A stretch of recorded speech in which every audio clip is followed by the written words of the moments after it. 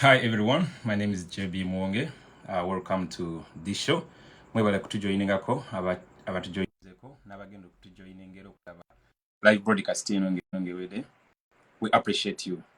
You're doing a great job. Bintu bingi ebiguddewo ebikyagwawo era nga we normally focus ku ebyo ebyamakulu kuba amawulire gaba mangi on a daily basis. Nga mukimanyi bulungi nti buli kimu ekituukawo mu Uganda eringa movie. Ebintu bingi bigwawo okuva ku makya paka buzibira nga amawulire agaguddewo mayitirivu nnyo naye nga awo tusiba tubagamba nti we should always focus kwago agatugasa kubanga at the end of the day ogenda okwekanga nga mawulire mangi naye agazimba enkyukakyuka agatugasa agongera message ey'enkyukakyuka kwa ffenna kye twagala. We're making sure until we redirect this our country back to the right ways, and by doing so, information flow is very important. But which kind of information? Because that's very important. Which kind of information? So the information nyine etambula na iliko question mark kati olwalero ngenda kubeera ne muganda wange Uganda Empya nga otubeera buli lwa mukaaga essaawa zino tugenda twaga tufokasinge kwebyo byokka ebigasa enkyukakyuka era nga let me call upon my brother Uganda Empya muganda wange Uganda Empya soko commenting wano ujoining live broadcast yen tutandike show soko obuze ne kuba tulaba bantu bangi abalaba sheno. Actually I would always encourage you to keep sharing this live stream because abantu bangi basubwa amawulire ag'omugaso. Yeah, so keep sharing, keep inviting your friends, keep tagging, keep doing whatever you can do. You can as well download and relay on your own other platforms because there are very many platforms. And guess what? We are over 48 million Ugandans. It's only a fraction of like around 20 million that are connected to the internet, and of which not the 20 million or more or less have smartphones or have access to such kind of videos. So ngojja kwekanga nga nawe kenyini ali mukula video no yinza okwekolamu mulimu n'ogamba, do you know what, let me also play a role by extending this message further to those people who cannot get a chance to watch it via Facebook, via YouTube, via Twitter, via social media. You can as well download it, download it and convert it into audio. Just doing whatever you can do, because at the end of the day we are not going to do the same thing. Buli omwe ina expertise, buli omwe ina that area walinga ali best at. So now wezule obereko kyokala ngezako kuleta muganda wange Uganda Empya to join in, and then we kick start off this program. Nayenga we are unfortunate for the death of our papa, the former president of the Democratic Party. May his soul rest in peace. Paul Kawanga Simogere. Muganda wange Uganda Empya ngezaako kugatako wano. I don't know what's unable to add guest. Why?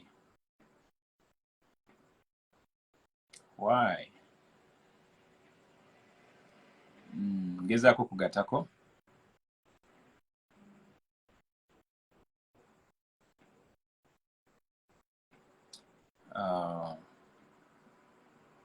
No answer from that.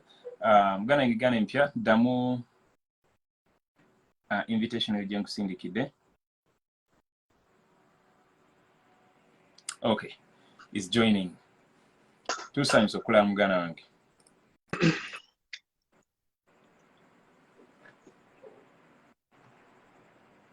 Joli ngasukulira.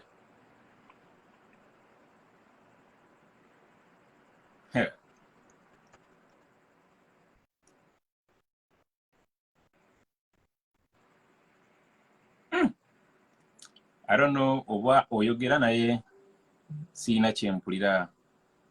Can someone comment mwe mulina kyemuwulira?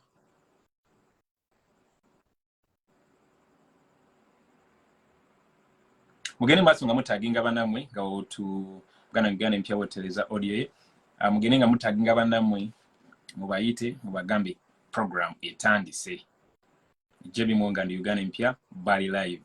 We're going to tackle a couple of issues, important issues. Gana wenga situkuulira. Soko oyogeremu awo ekigambo kimu. People power, our power. Wow, ate obuzi. Soko oyogeremu awo ekigambo kimu. Tulabe oba tukuulira bulungi. Okay, let me send you again.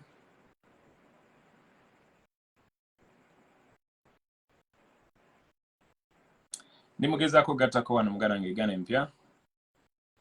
I haven't been successful, but it's not gonna take too much time. Let me approve again.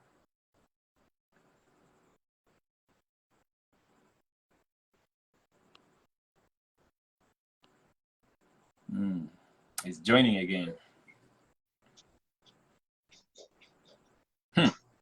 Tetukuwulira. Nze sikuwulira. Mansa Musa agambye no volume from UK.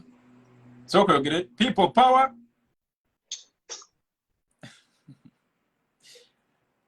Problem. Magana. Our power. Ekikulu nze kenyini sikuwulira bulungi. That's the biggest problem. Really? Agawala inange sikuwulira. I don't know whether na atenze ndi ku maximum volume. Ompulira. Yeah, all right. Kati nkuwulira.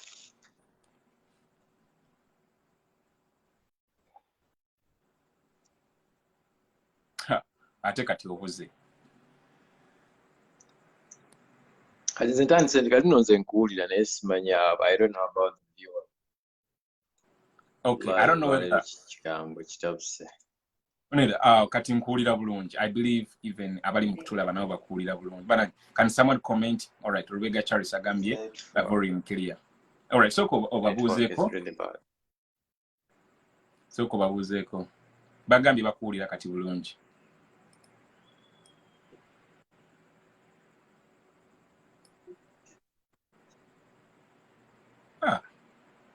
Ate obuze.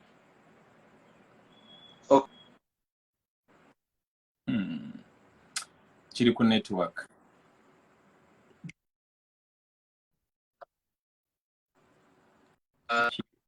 Kiri ku network.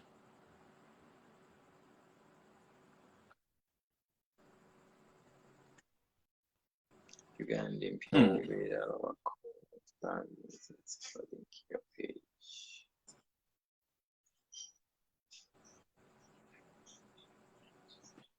Hello.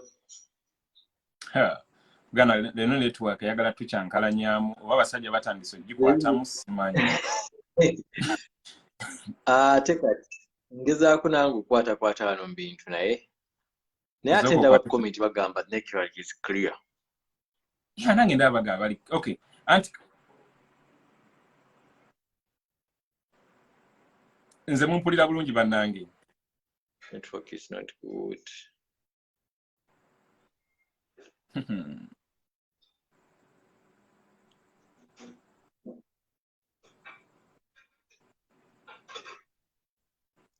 Nze mumpulira bannange.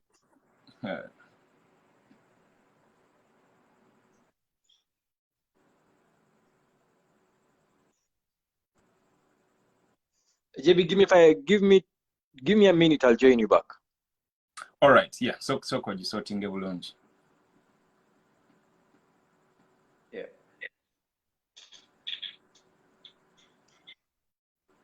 Okay, Muganda wafenga wachatireza yeah, agenda kutereza mu network ye. Let me hope you guys hear me very well because at the end of the day, muba nange timumpulira kiba kitegeeza we have to refresh our networks.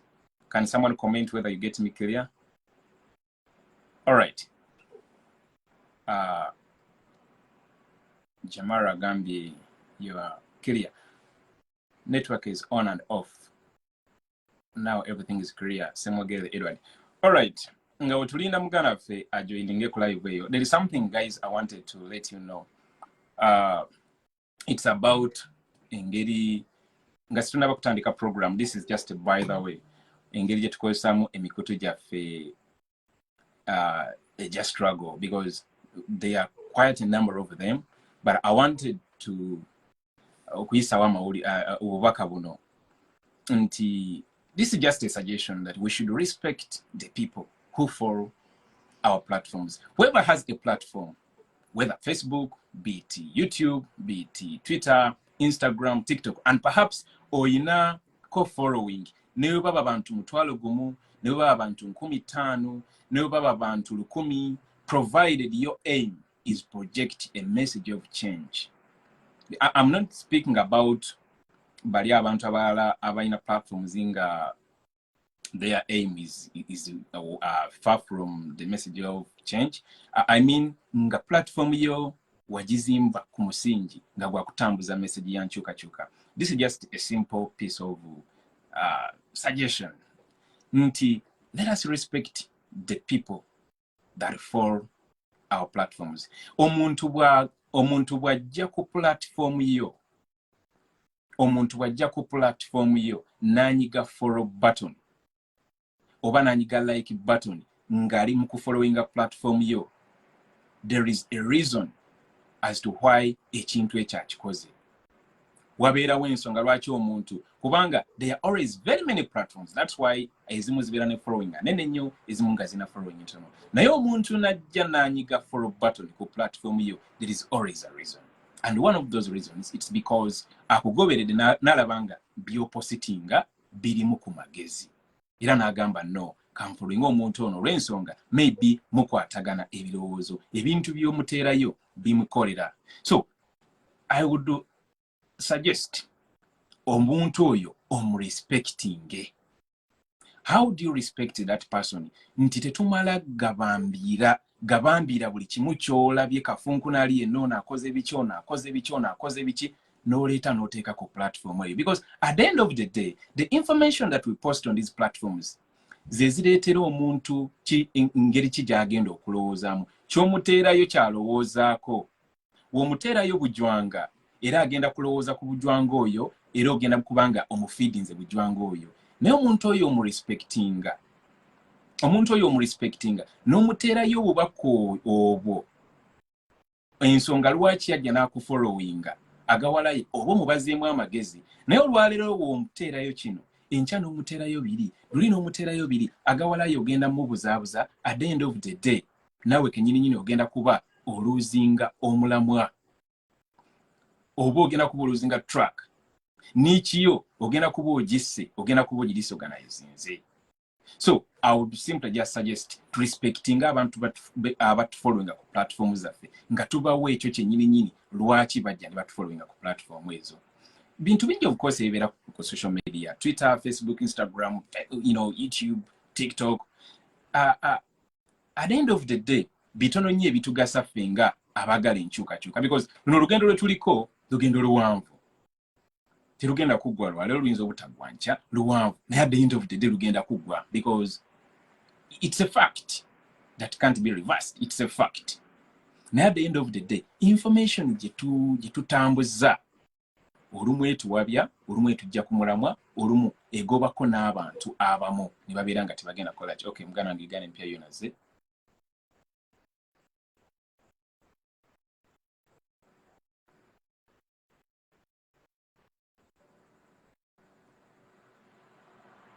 Gezaako mugattako.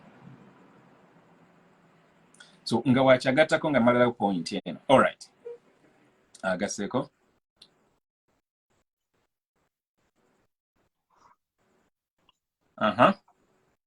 Well, I hope I'm clear this time because there is nothing more I can do after this. You are 100% clear, loud and clear, loud and clear. At least I can hear you properly. Yes. Kati no. Nze ne obadde otandikiddewo awo, we shall not go back. Naye nga obadde otandikizza sikuwuliddeeko wadde because what I did was to restart the router. Yeah. So simanyi wawoli, but kyensobola okutandika nakyo kwe bakiyita kukubagiza. Ekubagiza. Famire y'omugenzi Dr. Semwogerere. Yeah. N'Abannayuganda bonna nti Katonda yatugyeko omusajja ow'amaanyi ate omusajja abadde straight. Omanyi in politics this is a man who passed away at the age of 90, right? Yep.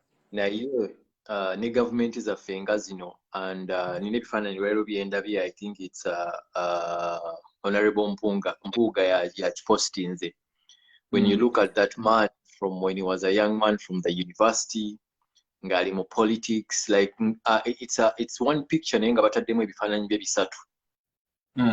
And then when you look at the age of 90, naye nga abadde straight, you know, that is something that ekikulaga nti he really did his best okuba nti Katonda amutangaza naye n'asigala ng'ali mu politics ow'ensi nga Uganda n'emyaka egyo gyonna n'abeera ng'asigadde ali mu ki straight.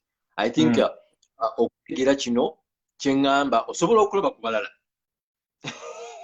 osobola okulaba ne ku balala abamujoyininga on the way ne weebuuza baliwa. So njagala okubagiza family ye n'Abannayuganda bonna.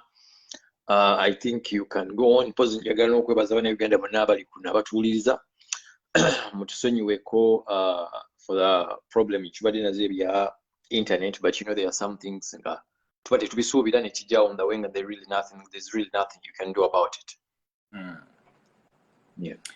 All right, Uganda Empya, at least you guys can hear him very, very clear. No, but then bagamba about respecting people that follow our platforms, as in the niche issue. Nti platforms are phenomenal.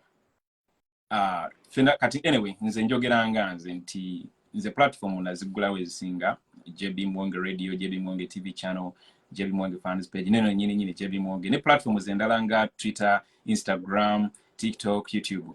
They are specifically platforms to project a message of an unfictional socio-economic and political change that we are yearning for. So at the end of the day, mbadde ngamba Uganda Empya to respecting abantu abatufollowing ku platforms za Facebook. Ntetumalaga positinga buli kimu. At the end of the day, yes, ebintu bingi bigwawo nti olunaku olukya lugenda okuziba nga amawulire mangi nnyo nagudde kabenje oli fulu bikyakoze biki oli akoze biki ono akoze biki naye ate we need to filter ne tujjamu agamawulire agagasa abantu abatufollowing, because at the end of the day choba postingirayo yendowooza gy'obasigamu era ye response gye bagenda okukola. Abantu abamu nange in most cases gwaba influencinga mu ndowooza how ebintu by'obateekerako ku platform yo kwe ba reactingira. So wogenda mu maaso ng'obateerayo ebintu eby'amagezi, ng'obateerayo ebintu ebizimba era ebintu ebya advancinga struggle yaffe eno mu maaso, then tujja kubeera nga tutambula bulungi. Naye bwe tunaabeera nga ffe bano abantu ababambira buli kimu akaguddewo n'oteekayo nga gwe toyina filter, at the end of the day tugenda kuba tumisinga ebintu bingi. That's the point I wanted to highlight. Simanyi oyinza okuba nawe olina kyokyogerako. Comrade yenna ayagala enkyukakyuka ekyo aba akitegeera, but ekintu ekyo I've tried to advise many people, because many people used to come to me and they say, Uganda Empya, how can you make a YouTube channel? Ogenda you soon reaching emitwalo 18. I'm like, how do you do it? Nemubeera ne Facebook pages, you know.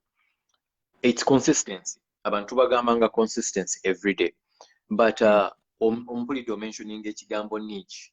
Ekigambo niche kitegeeza okubeera nga abantu omuntu ajja n'akufollowinga ku page yo naye ng'alina reason kikyakufollowinze ng'agamba JBMuwonge yeno information njagala message ya change, njagala message ya struggle, njagenda ku JBMuwonge gye message yokka gye nja okukola ki gye nja okusangayo.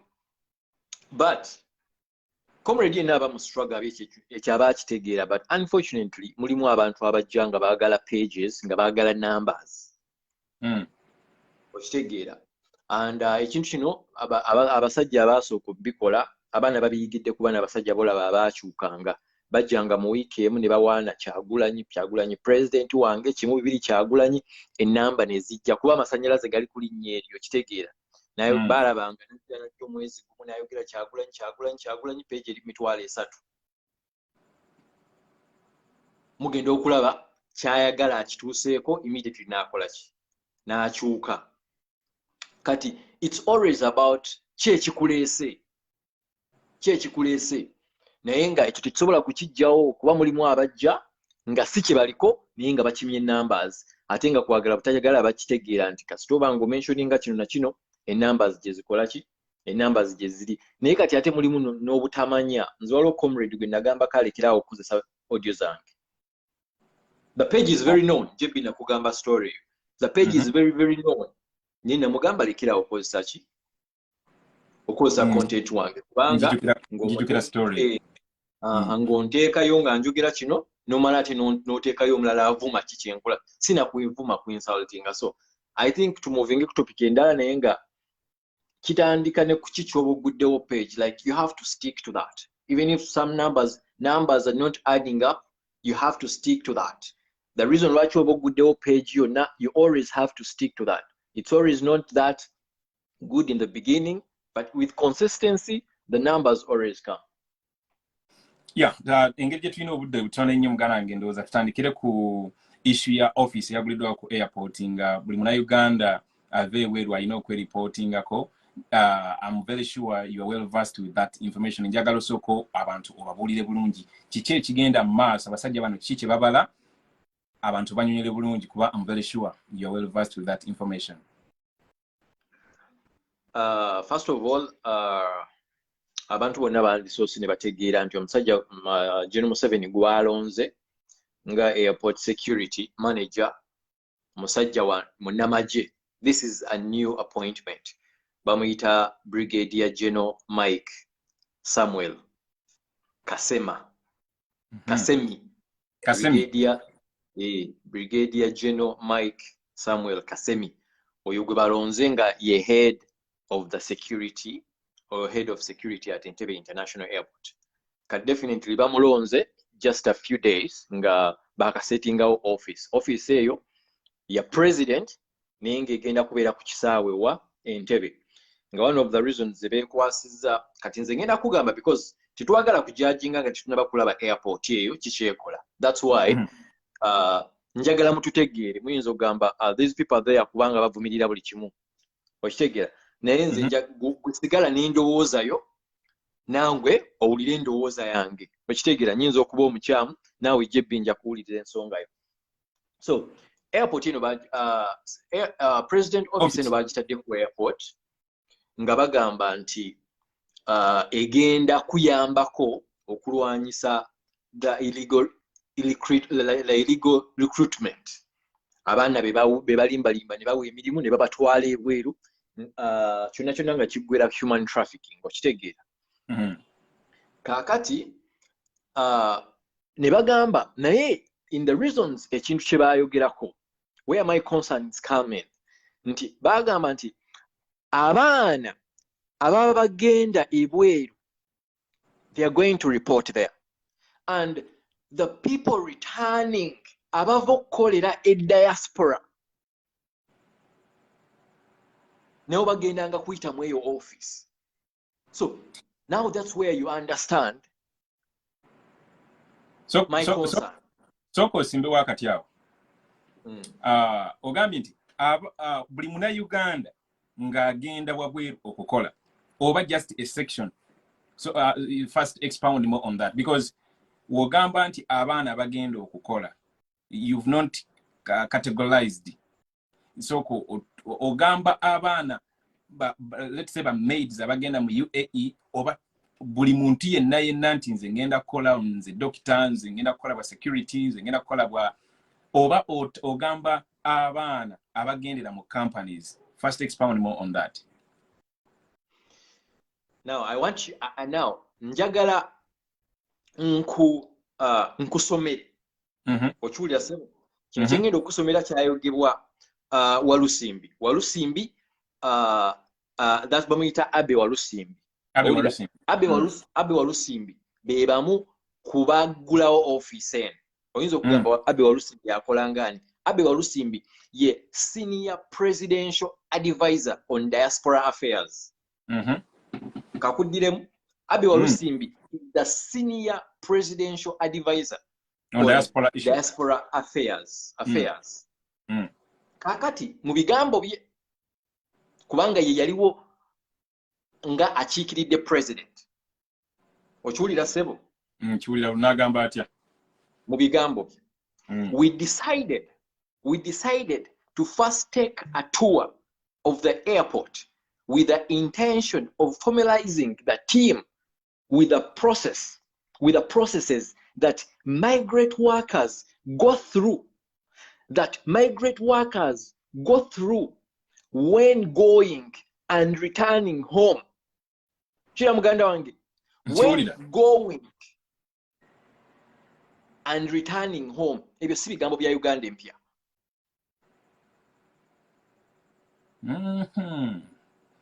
Kati kiri evident.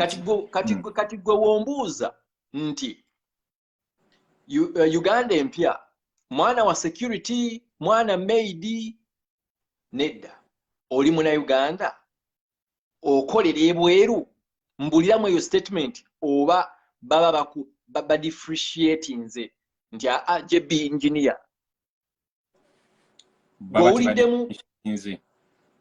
owuliddemu ene differentiation nti bano ba maid bokka, bano ba security bokka, okiwulira ssebo. Kiba kikwata ku buli muntu provided oli mu kuva mu Uganda ng'ogenda mu diaspora kukola, ng'ova mu diaspora okomawo e Uganda obadde okola, olina okureportinga mu office eyo. Sooka weyongereyo ka passport joyina mulimu ko ka sticker nti you from working somewhere. Yeah, because they are residence permits, they are work permits. Of course, some countries work permits bajikwanga, it's a separate sheet. There is some countries work permit bajikwanga bajipestinze mu passport mwenyini. Yes. Akati nga kugambi nze concern yange yali awo. You are trying to stop abaana abagenda, illegal recruitment, but abakoma mu baagazaaki. Kakati n'ekirala, a person came and told me nti n'olunaku lwe baali baggulawo, like olunaku lwe bajja nga batuwaringa, hundreds of girls were going. Bali batwalinga airport. Abaana baali bakola, abaana baali bafuluma. Naye kati bino nga bafuluma bino kati nga tubitadde wabbali. My other concern is here. Njagala owulire ebitongole ebyaliwo nga baggulawo office eno. First of all, katutegedde nti agenda ogikulira mu Namagye Brigadier General. Okitegeera. Kati njagala owulire ebitongole ebyaliwo nga baggulawo this office. Ministry of Gender, that's fine. Ministry of Internal Affairs, that's fine. Ministry of Health, Ministry State Aviation Police, that's okay. Yeah. Owulira. And then suddenly, as I continue reading, Ninokulaba, representative from the chieftaincy of military intelligence. Wanji? Hey. Same way. Hey, Ninokulaba, ISO. Walo nenda bagita ESO. That's ESO. Yeah, ESO, yeah. Hey, aviation police. Kakati mutima gwange nengamba. Oyinza okutunenya n'ogamba we talk politics. But right now tosobola kungamba chieftaincy of military intelligence. Tosobola kungamba ISO. Nti bagenda kulwanira about human trafficking, or bagenda kulwanira about illegal recruitment. Nga bebasinza okutokyalinga abantu mu ggwanga. Like every kind of torture, every kind of abduction mu Uganda, it's related by SFC na ESO. Siwe kiri muganda? Bwe kiri evident. Kati awo wenakugambira nti you've been abroad, you've been in the diaspora working, and once in a while you've been tweeting. No, this is done wrong.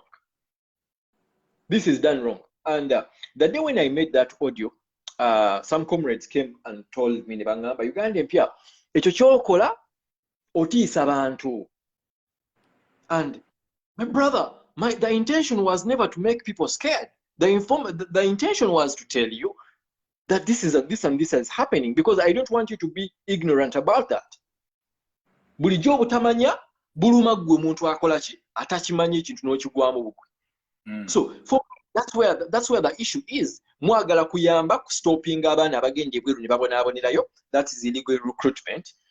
abaana bakomawo mu baagazaaki okitegeera tukimanyi office ya president mugitadde ku office abantu bonna abalwanyisiza human trafficking mu nsi zonna office ya president bamala kugiteeka ku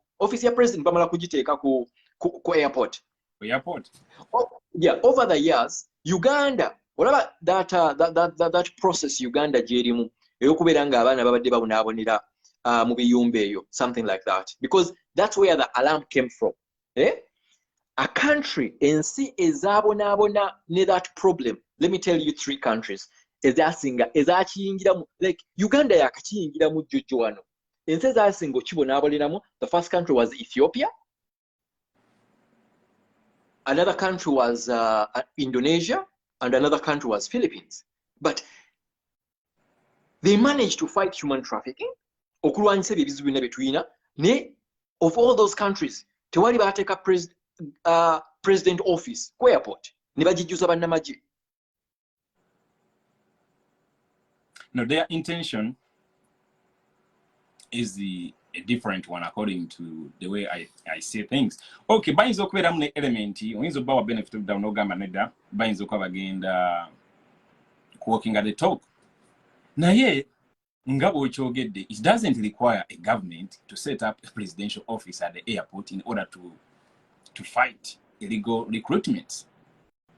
At the end of the day amateeka tuba tugaleseewa because this is the same government ewa license companies, you know, maybe if they are targeting those because they are individual waliwo abantu abeetwala ebweru ku waabwe nga Uganda empya n'osalawo n'ogamba nze kangende nkolere South Africa kangende nkolere India ne weeteekamu ssente n'obeera eyo n'ofuna omulimo n'ofuna work permit zaayo buli kimu ne kibeera nga kiri ttalaali then n'okomawo bakwetaaga according to the information given us.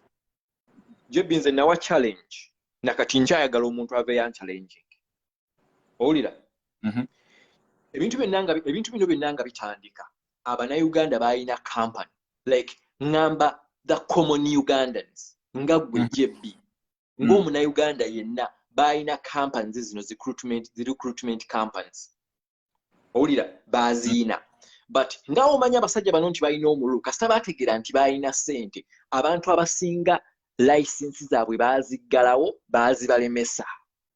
Right now mbuuliraayo omuntu yenna nga muntu kinnoomu nga talina connection yonna ng'alina company ayisa ku ntebe awo abaana 4 oba abaana 5 olunaku lumu mumbuulireyo nakati nkyawa challenge eyo nga tali connected to the deep state. Yes, kubanga abantu abasinga bonna aba owninga companies zino bo bennyini be bali kuteeka ku airport bennyini be bateeka ku airport okukistopinga. Now this is not about girls, don't take me wrong, this is not about girls naye nze wennemerako waawano nti there are people abagenda ebweru nga bagenzina mu kiyumba and they are successful. Okiwulira muganda wange abaana bonna be bayambye not that bino bikampani bye byabatwala no mulimu n'abagenda ku lwabwe ne bikola ki ne bifa naye always nga twogera ku zino issue mu media always to consideringa majority baani ababadde majority be baana bakampani zino zibikola ki be batwala. So mujja kusonyiwa okukyogerako naye here we are talking about majority naye mbuulira omuntu yenna nga JB ovudde wali n'ogamba ngenda kugulawo recruitment company yange nga toli connected bameka abalina company ezo nga they are not connected to anywhere nga balina company ezo eziyisaawo abaana nalabye kati saawa zino batandise okubayimbisa ennyimba batuuka ku airport ne bagamba bye bye Uganda you know the song goes on. These are the same people. Yeah, nga ensonga eno tugiwumbawumba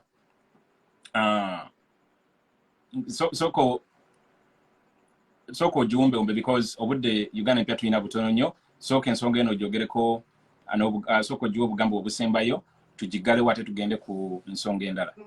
Nga we nkugambye nti nze kyemmanyi nti to stop this you don't need to put the office there, you don't need to put a presidential office at the airport and then when all the staff are from the military, when all the staff are from ISO, You know, when all the staff are the same people who have been torturing our people. And then when you're launching the office, no mentioning no gambanti. And even those who are returning home. Okay, nagenda nkolera bweru, Katonda nyambye, I have come back. Okay, munjagazachi. Why do I need to report in your office? Unless there are people that you bemunonya, like bagenda kuba banonya bakwata akasimu bakwate esimu yo bagende mu Facebook yo bagende in your phone oba laptop bagikebere, because this is what happened. Oyinza ogamba Uganda empya byeyogera obijawa mujjukira abaana ba made abasooka okuva bebajja Dubai okusooka, I think the 14 bebawamba ne bakwala ne babayingira mpaka mu social media accounts zaabwe. How sure are you that gwe tebagenda kuyingira mu social, you know, in your social media accounts? Mugenze kuyamba oba kustoping abaana abagenda illegally abakomawo mubagazaaki. No, they have different intentions. To Muwonge ensonge, they have different intentions, and to me one of them is of course silencing dissent. Kwakati omuntu ayinamu akatima nga kayabayaba wawulira ensonga ngeno nga perhaps abadde nnyo vocal, ayinza okusikamuko steps, naye baganda bange nze ndi wano kubajjukiza nti byonna bagenda bikola naye tusigale nga tupushinga. Nze nyinza okujjukiza nti mu 2020 zino platform bazikwata ne baagala ozisitoping ozidelitinga off Facebook z'abalema, ne bazikwata ne bazitwala ne baziteeka. Zino zonyini zetwogererako Uganda empya gyaliko nange yange ya JBMuwonge, of course ne platforms endala muzimanyi, ne bazitwala ku headquarters za Facebook ne headquarters za Google. Naye byakola ki? Nanga batutiisa naye tukyakola ki? Tukyasongera tukyagenda maaso. So yena awulira amawulire gano nti bataddewo office ku Entebbe International Airport nga bagende bweru balina bachekinga boyina okwepresentinga wali aba n'abakomawo mulina okureportinga mu office eyo, tekibaako na kimu kyekibatiisa. Ezo zonna tactics ku silencinga our voices. Genda maaso ng'okola ekyo kyonna kyonna kyokola. I want to highlight this Uganda empya. The reason as to why abantu baffe wana Uganda bagende well, kiri evident, tewali mirimu. 83% bali unemployed. People go to school, look at the quality of school, look at the quality of education they get from school, and talk about the school fees structure. Then after school, come back, the labor market, it can only contain less than 4,000. What about, because over 500,000 students graduate per year, and the government can't contain even 10,000. Abaana bitandikiddewo emirimu gyabwe mu butale, oli afunyeyo omutwalo oba gumu ekitundu oba etaano, asubuddeko engatto za mutwalo peya nnya, n'asigaza mu mutwalo, n'afuna transport yamujja mu kyalo kyabwe n'ayingira ekibuga n'atandika okutunda engatto ezo. At the end of the day KCCA nemukwata nemuwambako engatto ezo ate nemusiba n'omusiba. At the end of the day agenda kuba frustrated. At the end of the day kyagenda okuzaako kigenda kubeera kimukubba. At the end of the day kyagenda okuzaako kigenda kubeera kimufulumya enta Uganda, because there is not a clear plan about unemployment. In 2018, report ya fuluma nali nyina report jensoma, I've forgotten if nagisoma ku platform ki, nengeraga nti Uganda needs to create over 600,000 jobs per year for the next 12 years. And if that fails, Uganda agenda kusigala sinking deep and deeper in the mess. And since 2018 up to today, I don't know whether anyone can come here and probably over there has been any progress. Instead of focusing on solution-oriented response, you've seen what they are doing to our youths. Abana babali babudactinga. Over 2 weeks now, Jamushidi Kavuma is nowhere to be seen. Think about relating to what they did to Kakwenza, relating to what they did to Omwano Nomuto Moviti Kasaga, relating to the stories Zibatubuliranga Bavudem Bifebio. What do you think they are doing to this innocent young man who was abducted now 2 weeks ago? Because today is Saturday night. He was abducted on the 5th of November 2022, and up to today, no single person has ever seen him again. Lawyers have tried to look for him. Teba family bakwano be. Kati, such a person and very many others whose stories do not capture media attention, because look, it's only in the city where tufuna mawulire gano. Ne muganda wange, ebife Kalamojja, ebife Gulu, ebife Masaka, ebimu tetubimanya. So, abaana abo bonna frustration yeyo egenda basindika ebweru. Kati obagamba nti ate noba bagenda ebweru, ogenda sooka obaswa ebibuuzo. Ate era noba bakomawo era balina okureportinga mu office eyo. Bro, tuyina okufungiza. We need to triple our efforts. We need to renew our devotion, commitment, and loyalty to this struggle. So, Uganda Empya was we should do now cross over to the issue of the convention, the summit, human rights summit. Yabadde mu Kenya, President Robert Kyagulanyi Ssentamu, Dr. Kizza Besigye, ANT president, that is Mugisha Muntu, the likes of David Lewis Lubongo, Secretary General Joel Senyonyi, Alex Wife Samufumbile, Winchiza, n'abalala bonna nga balabye delegation okuva mu NUP, delegation okuva mu DP, delegation entuufu delegation okuva mu FDC, bonna bagenze recently on the 17th, babeera nga bali part of the human rights summit yabadde Kenya. Uganda Empya njagala otusigire ekizigo lwaki bagitutte Kenya, era what do you say about that summit? First of all, Nina elite gwempulidde olwaleero. I don't know if many people bamuwuliddeko ng'agamba nti lwaki bagenze Kenya. Really, you look at someone that you see as educated, elanga they proud themselves to be elite. Somehow n'ogamba kale nze senga saasoma. You understand? Nga you cannot tosobola kukikkiriza nti you are in the same category with that kind of person. Oba otegera kingizaako kugamba.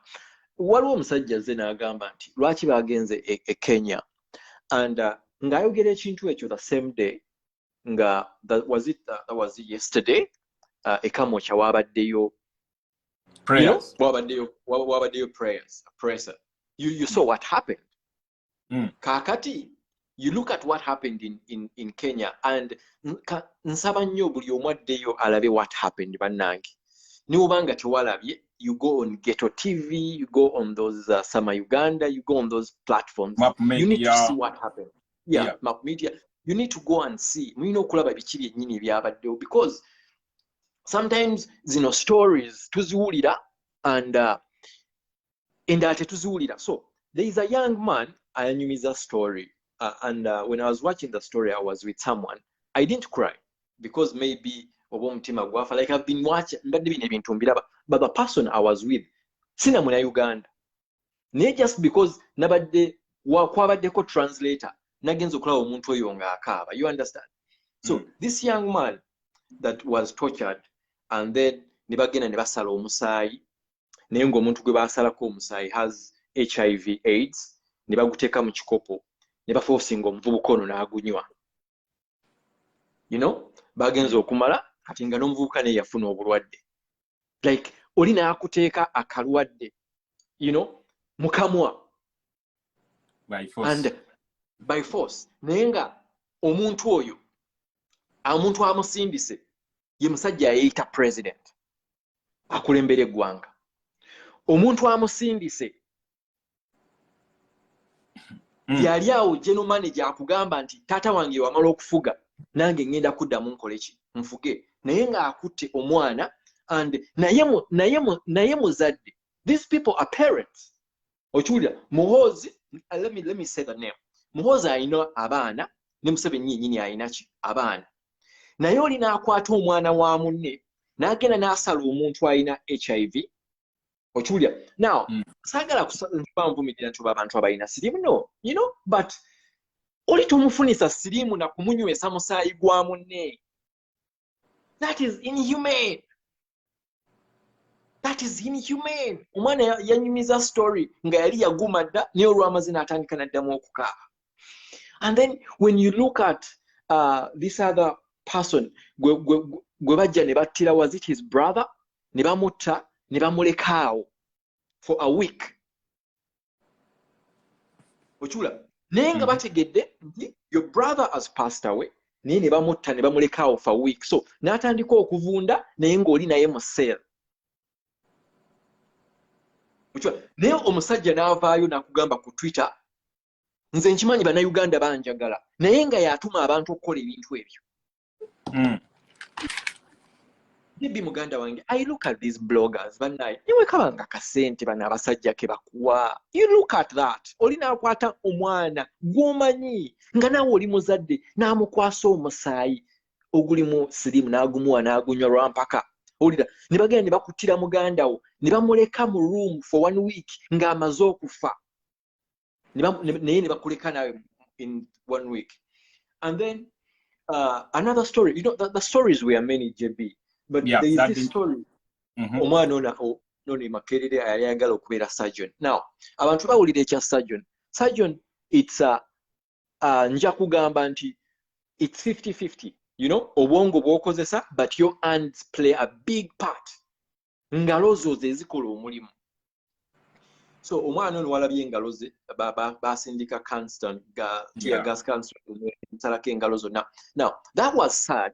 Naye omuvubuka ono yaddayo ku poliisi ng'agezaako like to find out omuntu yennyini ayasuula ka kanstaako, and then wa poliisi n'agamba gwe nakugema. You know, like tebeebuzaabuza tebeekweka nti oba ne bajja ne bagamba tetumanya ani yasuula ka kansta. No, the police is there. Ayasuula ka kansta n'akugamba gwe nakugema. You know, and you say that mwina human rights, you know, commission, Mina Human Rights Commission Mugwanga. So JB, the stories were extreme, and it wasn't the first time of the stories, no, it was so heartening. Nayenga ateche manyinti. These people wouldn't have been able to tell those stories in Uganda. We all know that. So katiguru obogezaako okubuuza lwaki olukuŋŋaano baalutadde Kenya. That is enough. Now, ekintu kyakengenda okugamba, and most people tebakitegedde lwaki. Omanyi waliwo abeeyita ab'amagezi amangi naye ng'ate that's not the case. Ekyasinza okunsanyusa nalabyewo representative okuva mu Amnesty International. Owulira, now abatamanyi your Amnesty International ngenda kubannyonnyola mu katono. Nalabyewo representative okuva mu is it Human Watch? Yeah, United Nations Human Rights Watch, yeah. Yes. No, actually, the human rights is it's kind of a bit of independent from the UN, which they are connected. But Human Rights Watch and the Amnesty International, those are the big organizations. Also, we can go internet about documenting ebintu bino. You know, and statement is very bitongole.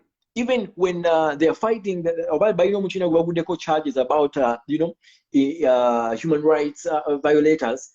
Kuripoti zaba abantu zezikola mu makooti. Okitegera, but twabalabye ffenna. UN babaddeyo, Human Watch babaddeyo, Amnesty International babaddeyo. Gwabuuza lwaki bakitadde Kenya.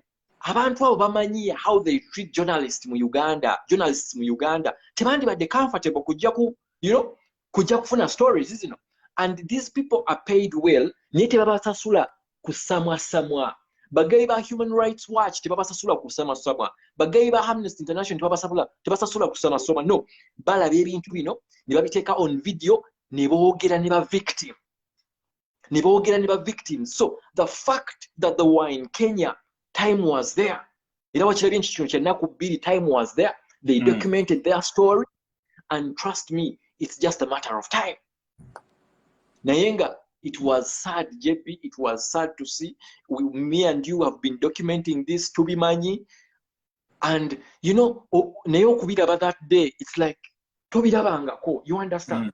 Like, tobirabangako. Nino olaba omusajja, muli myaka gyegimu, alaba kikirinye kigenda maaso, najja n'awaana. Nino ogamba, how do you go and sit with someone, ng'obanyi nti, alagira, ne bagamba, oyo mulwadde wa sirimu, musaleko omusaayi gunywesa oli ng'alaba, like drink it.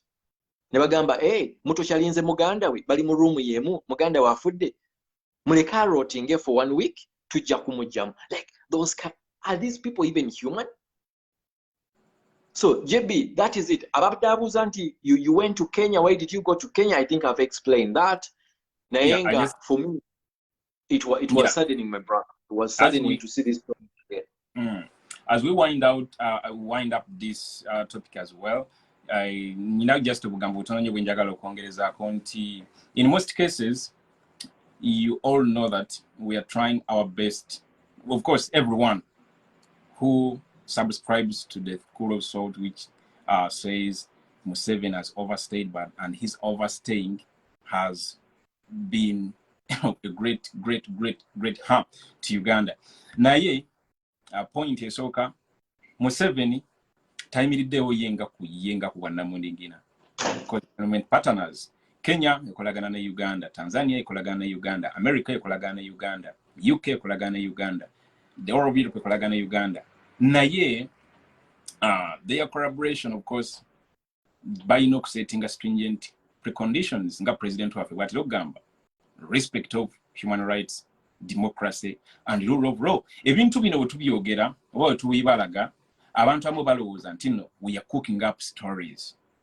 That we are cooking up stories. The presence of Amnesty International, the presence of Human Rights Watch, the presence of other organizations that are affiliated to defending human rights globally, of course, is to capture those real stories. When I'm following each other in Kenya, I believe, I'm very sure there are certain stories now kenyini zobadde towulirangako ng'omukono gw'omwana guno teguliiko nga wanika bwati people power naye nga zino engalo zonna tezikola ki nga teziriiko nga wakweyambulira okugulu olengera magumba ng'omulaba atambula kumbe amagulu bagatemako.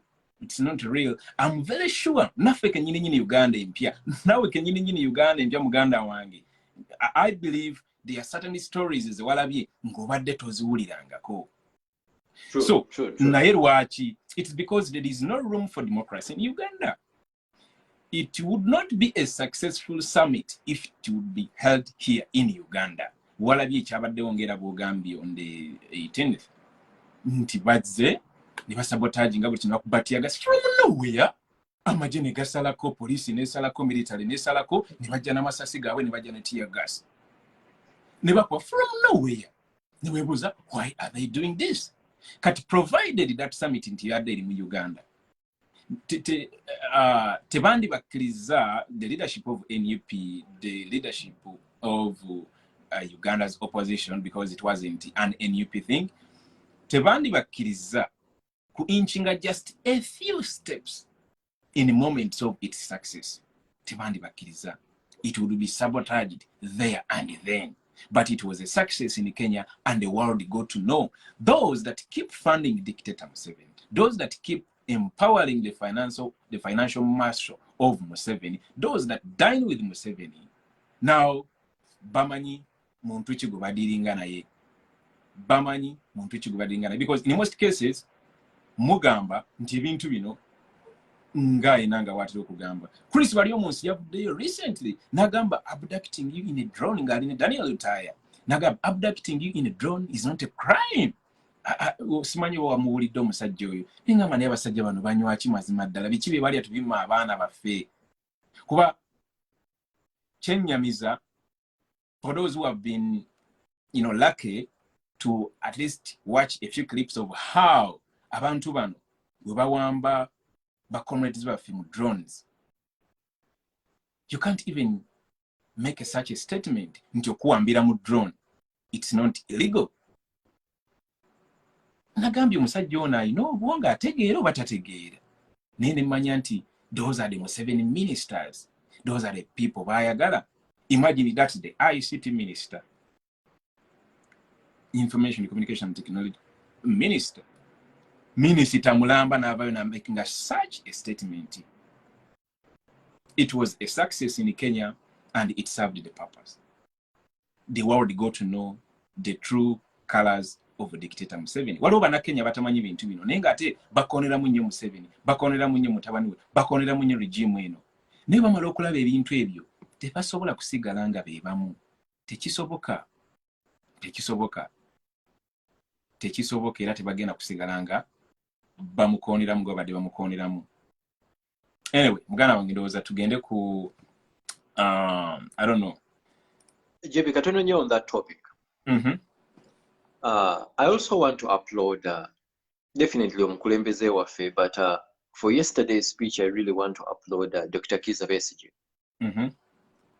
Dr. Kizza Besigye yakoze speech yabadde nnungi nnyo, and si nti oba speech yokka nti oba sabula, but mwabaddemu ebintu bingi nnyo ebyokuyiga. One of the things that Dr. Kizza Besigye kyayogedde yagambye nti bino bye mulaba Baganda bange, this has been going on for a very long time. Now, omusajja akugamba ekintu ekyo yali magic, like yali ne Museveni. You understand? And Dr. Kizza Besigye himself said that we bali bajja mu bukulembeze 500,000 people lost their lives. Ekyo tukimanyi tukyogera bulijjo. Naye alina ekigambo kye yagambye n'agamba nti ffe bino bitulaba ebya abductions ebya torture, like tubirabyewo recently ebibaddewo, maybe because the people are awakened now, like people are very awakened, and then we have social media, of course. Naye this has been going on for a very long time.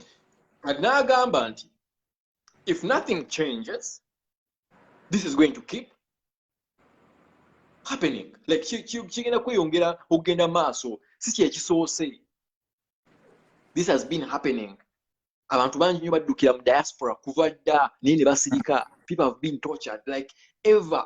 Always Museveni kano ke kabadde akantu ke. This is how he treats real opposition. Like real opposition, this is how they treat you. So I want to applaud them. I want to applaud especially, our leadership in UP for organizing that. I think Wauli Denga ne Dr. Kizza Besigye, they applauded them. I want to appreciate SJ Lewis Lubongoya, plus the whole team, our president, plus the whole team. Now benyini abasobodde okubeerayo. Nalabye Martha Karuyanga, that lady, like she couldn't. And these are well-educated people. But abantu bamanyi kyekigenda maaso naye she was shocked yesterday. Man, abana bonna babadde team yabaddeyo eri mutwe bonna. So all the media it's a plus to NUP. It's really plus. Tategeera ekyo yasobola okukijoma naye nze nkugambye this was documented properly without pressure. This was documented properly without pressure. When these human rights people get a chance to speak to these people, to speak to the victims, that's huge. That's a win for us. Because human rights reports, it's not about Nogamba mu Uganda Empya bano battibwa, mu Uganda last year or in 2020 bano battibwa. No, it's different when a person who reports that he or she is talking with a victim, alimu documenting. So trust me, it's sad that happened, but the fact that conference went on, it's a big win for us. All right, mugana ngitwina eddakiika ntono nnyo ngoza tusigaza eddakiika less than 10 minutes. Engeri gye twafunyemu ka network glitch at the beginning. I think we have less than 10 minutes. Like 5 minutes. Let's talk about on top of the Human Rights Summit yabadde Kenya. Okimanyi bulungi nti the film documentary titled Bobi Wine, the People's President, yabadde echa premiering echatala against jukira nti National Geographic yagigula era negamba nti egenda gitambuza ensi yonna ngeraga abantu kiki ekituufu ekigenda maaso mu Uganda era ng'ekakasa point nti buli yenna akolagana ne Museveni ayina okukirekeraawo okusinziira ku biki ebigenda maaso. All of that is highlighted in that movie. But back home, of course, its premiere, however much it attracts thousands of people, like recently it attracted more than 1,500 people. We have a June, Netherlands, Amsterdam. 16th era yazzeemu ne premieringa ku yabadde ku International Documentary Film Festival ku podium ya Mosaic. Over 1,500 laba turns up. Back home, this documentary premiere take up challenge new media attention.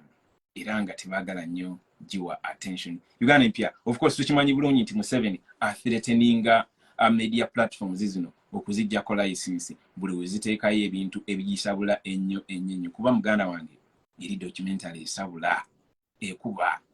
Of course, ebyo nyini ebi flashing before our eyes on daily basis, really captured in that documentary. Naye, I don't know. What's your take on this? Because I would do Zenandi subidde nti ku bintu byonna bye experiences. We've experienced most of the things psychologically, physically, in all forms. Tewandibaddewo point omuntu n'atuuka n'agamba nti naye nedda ekijja kijje. Tugambe nti na, I don't know, nziraawo n'ekirowoozamu n'engamba naye nedda. Olina atya n'okuhighlightinga such an event olw'okuba nti naati the license bagenda gimuggyako. What's your take on that? My take on that, Uganda basinga bayinza n'okunfunamu obubi, but like I always say, I always speak my mind. So, kino ngenda kukyogera the way I think. Sitemsagala mumpise bubi, sagala muntwale bubi. Naye ndowooza yange kino ekintu. Munnayuganda kyatamanyi nti Museveni atta abantu. Munnayuganda bino byetwogera nga bulijjo, just abantu abamu beetaagisa kuzuukusa, like kujjukiza. Munnayuganda kyatamanyi Museveni atta abantu, Munnayuganda kyamanyi Museveni atulugunya abantu, like tukimanyi. Kaakati JB, what is the intended, nze omuntu yenna asobola okujja nampabula, but intended audience ya documentary eyo, Ugandans mugenda kunsonyiwa, intended audience ya documentary eyo munansonyiwa baganda baffe, it's not us, it's not Ugandans, because we know what's happening. This is my take. So this is my take. So intend lwaki bakola documentary eyo kulaga bano abantu Museveni bamaze emyaka n'emyaka ng'alimba. Nalabye there is some propagandist mukamanya akasajja ako koogera nnyo kajja ne kagamba tugenda kugibaninga, like ningamba amunansonyi okwesa nengamba tulina omutumba ako. You're going to ban the old channel, but you're talking about banning that documentary ku National Geographic. No, like this generation. You're talking about banning. Nga tomanyi nti Uganda Empya wembanga ntabuse kati olusiina gwentya nsobola okugulawo page ne mbagamba mujje mwenna mugirabe ne premieringa live ne mugiraba Facebook ne mala n'egigala n'egikuba copyright naye nga mumaze okugiraba. You understand? Like no gamba we are going to ban it. How? Nayenga, okay, ban it. Do whatever you want to do in Uganda. Don't allow people to watch it. But we are never the intended audience. Ugandans were not the intended audience because we know what's happening. The audience, the intent for that documentary, bibantu Museveni babadde jalimba. And the good thing, abantu abo right now, be bali kulaba ne documentary. And ajijumbide like whole zijula. Etandikirewo n'okuwangula awards nga tinabana kukola ki.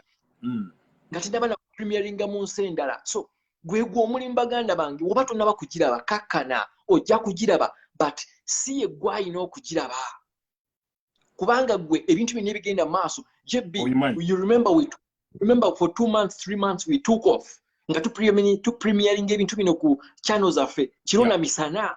So Uganda, there are some things that are so private that you need to watch. Nayenga, the documentary is not for us. Documentary of America, ababera mu State House, ababaweereza Museveni sente. Documentary abangereza ababeera eyo nga buli kaseera ne babuulira Ebola ne baweereza millions and millions of dollars.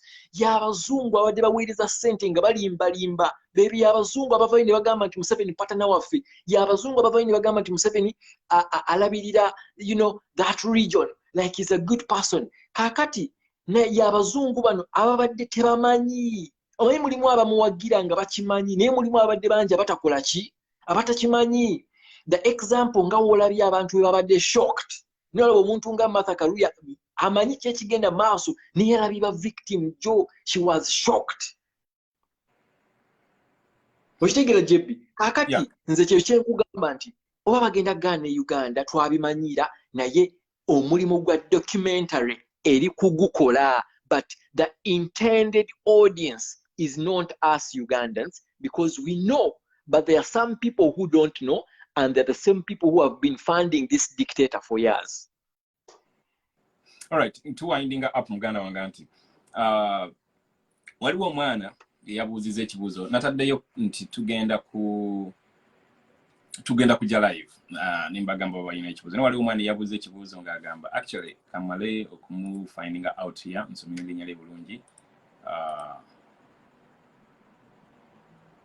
naye nga nkyajja waliwo n'omulala abuuza ekibuuzo wano mu comments mbadde following up the comment section n'agamba nti naye tetuwadde solution ku kintu kya office gye baatadde ku airport. Yeah, nga wenkyano omuvubuka ono osobola okugenda mu maaso nga maybe oyanukula omwana oyo abuuziza ekibuuzo nerabidde I forgot to quote down the name. Yagambye nti we've not highlighted some of the solutions basajja bano engeri gye baatadde office eno naye lwakuba sitegedde mu perspective kimwagiwuliza solution ku baana abakomawo I understand that. Tuyinza okiwumbira wamu mu perspective zonna nange nja kiwaako submission. Ndowooza kye tuba tusembyayo tuwindinge up n'ekibuuzo kye yabuuzizza mu comment section we nabadde nga nagagunde ne yagambye lwaki abazungu bakyalemeddwa kwegamba yagambye kiki ekiremeseza abazungu ono ye Kawoya Graham yagambye kiki ekiremeseza abazungu okukomya obwannakyemalira wa Museveni ate nga Gaddafi, Saddam Hussein, Mubarak, Bashir, Jammeh babukomya oba abazungu balwana Wasilamu. Anyway, that was his question because I promised them that towards the end of the show we shall pick out a few questions to see them. Ndoza tusolo takolenga kweyo nene y'omwana gyagambye nti solution ki ku issue ya airport office, then we wind up this show. Council Kenya issue ya airport. You know, however much we have our perspectives, however much we have our perception, kite tusobire ekigenda okukola nga bwe mbagambye kubanze mbanyonyodde mu ntegeera ng'eyange kitegeera nti people are going mwagala kugezaako kuyamba abaana abafuluma. My perspective egamba abakomawo mu baagazaaki so ogenda kubalaba they are going to come up and say we are talking politics, this is going to happen and this is what's going to happen okitegeera naye JB obimanyi ebintu by'abasajja bano tebyekweka era something is going to happen mu office eyo era tujja kukitegeera kakati tusobola kujja ne mbagamba we suggest a solution right now.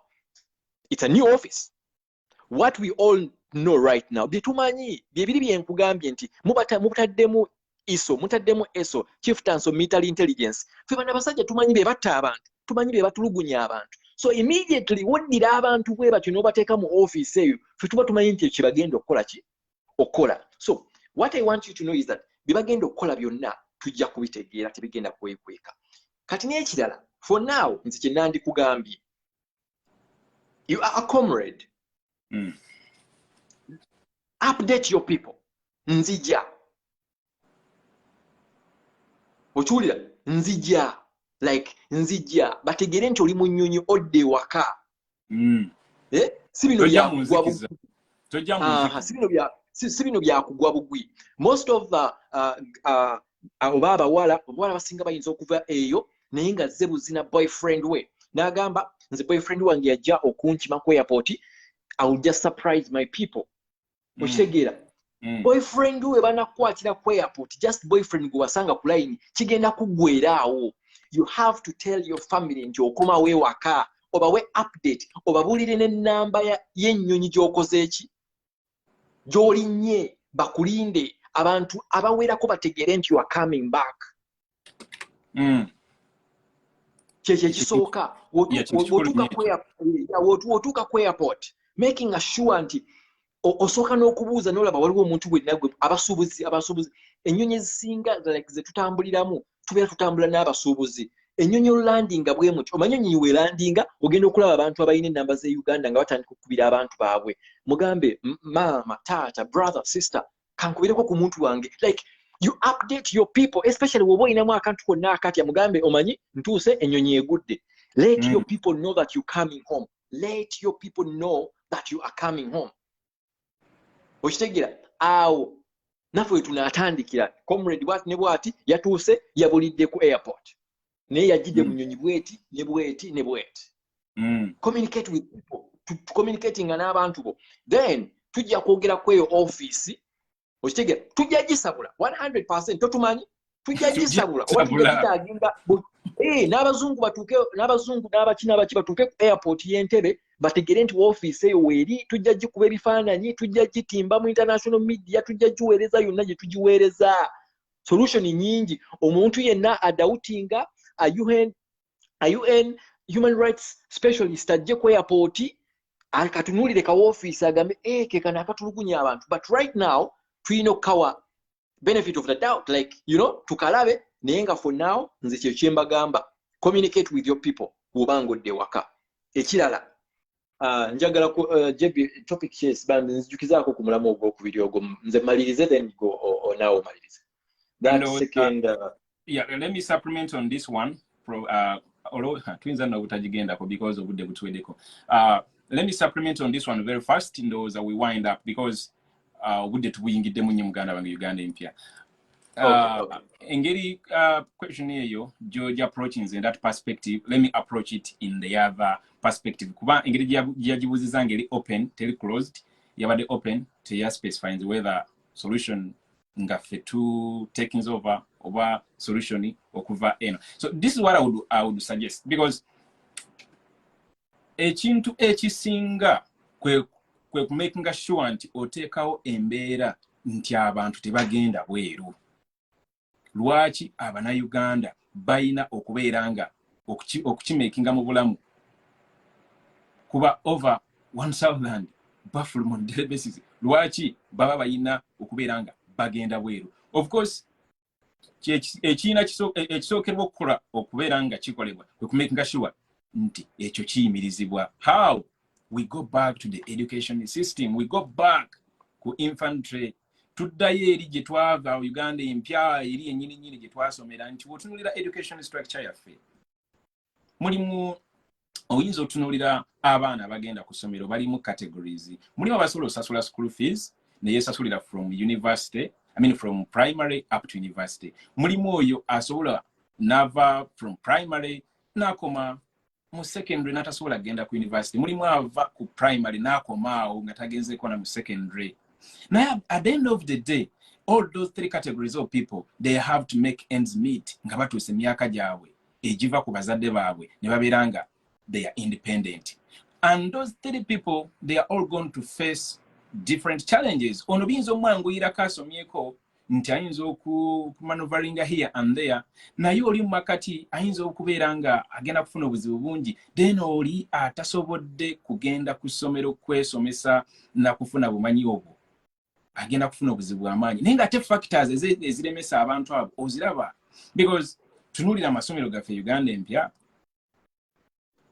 tunulira school fees structure above all tunulira content gwe tujja mu masomero ago gone are the days nga tulina okubeera nga at this current times tukyayina the colonial system education it goes back to governance it goes back to we Ugandans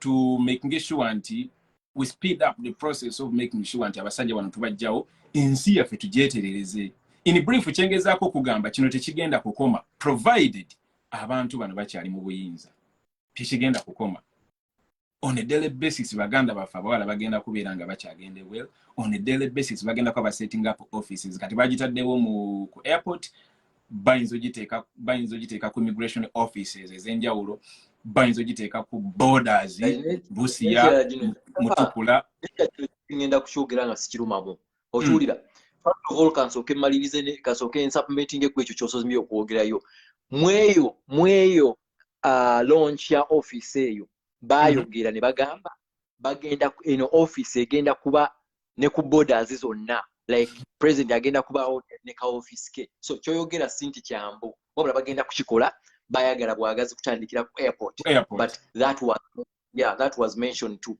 kane ekirala kyenkugamba bayina gwe bawadde okulya ssente General Museveni emyaka gyonna gy'abadde mu regime abadde nga akola ebintu ebyo ayina abantu be baateekaawo n'amugamba gwe genda olye ku ezo olira n'amulekawo ebbanga n'anoga n'amala n'amugjaho. So ako nako kakodyo kakukola ki balina gwe bagenda okuwa ssente. Ngenda kuzaayo sometime way back I was still nali nkyali mwana muto nnyo, I was even nali nkyalina ku ssomero. I remember baaleeta ebintu bya seat belt, simanyi oba obijjukira, ne baleeta abantu seat belt. Abasajja mu Kisenyi, mu maduuka g'omu Kisenyi ne basuubula seat belts, ne basuubula ne bakola ki, kumbe waliwo gwe baali bawadde eddiiru ng'asuubudde seat belts ezo, maloli n'amaloli abantu ne bagenda ne bagagula, kasita baamala okutunda ebintu byabwe ne babijjawo, ne bakijjawo okukyempoosinga completely. Omuntu waabwe yali afunye ssente. Emyaka gyonna bw'atyo wagamba. Kaakati tugenda ne twogera kino ekintu ne tukireka emabega ne tugaana okukyogerako. First of all, when you see 300 girls, 400 girls going out, abo abaana bonna JB balina ssente ze babajjako. Abasinga bonna bali basasula mu ssente ezitakka wansi wa mitwalo 2. Kati nkubuulira amazima, with that office akasente akagenda kweyongeramu. So nga tukyayogera about bituti ebya tocha ebyaki, waliwo n'omulala gwe bamuwadde okukola ki, gwe bawadde okulya akasente ayakamusomedde n'amugamba okay kati genda oli awo.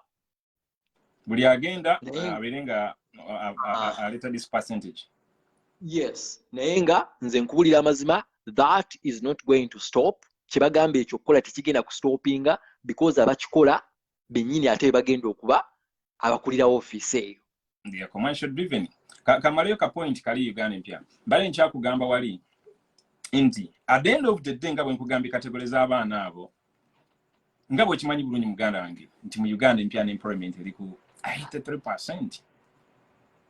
Kati labor market weyingira mu those 3 categories of people, they are all going to be competing for the trail of how can I put this? Wegamba ku mirimo emitono nnyo egiriwo. At the end of the day, labor market egenda kuba tesobola badissolvinga bonna wamu.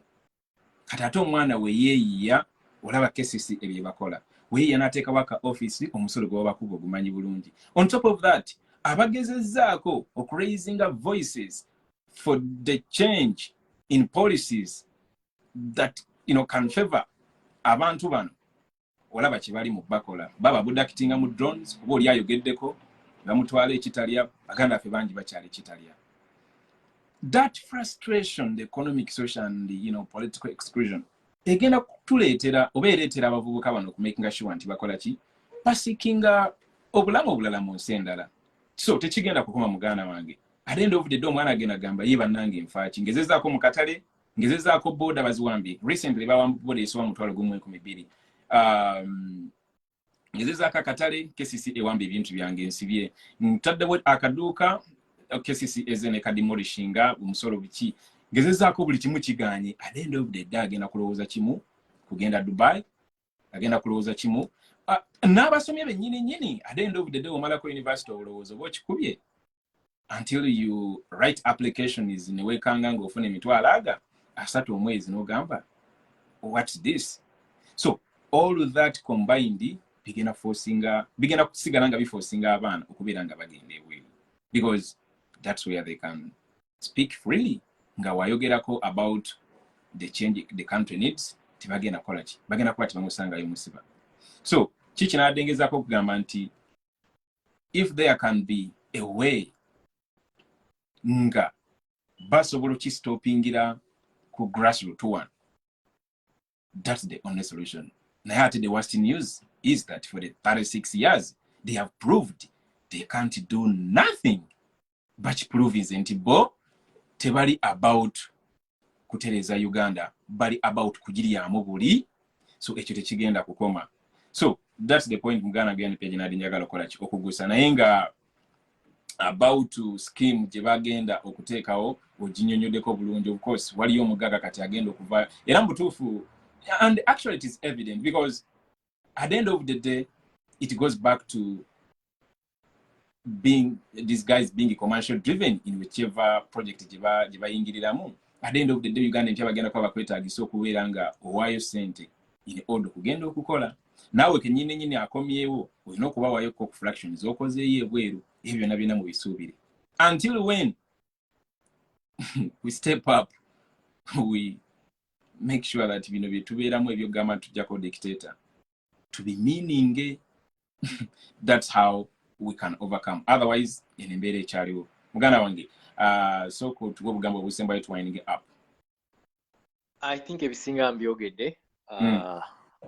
Yeah, mwebala okubeerako bannaye ababaddeko, especially abatandise naffe, ngera mumaliriza naffe.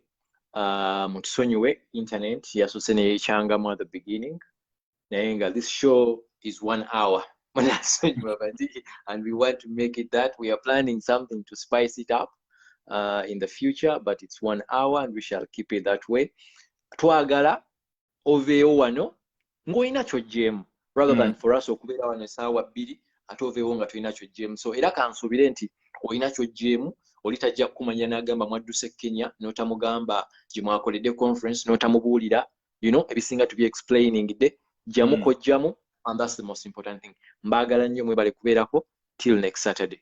Naye nga ku channel zaffe eri tubeerayo bulijjo. Muganda wange weebale nnyo. Weebale nnyo muganda wange Uganda Empya, and thanks to whoever has been with us since the beginning of this show. Till next Saturday, 9:30 p.m.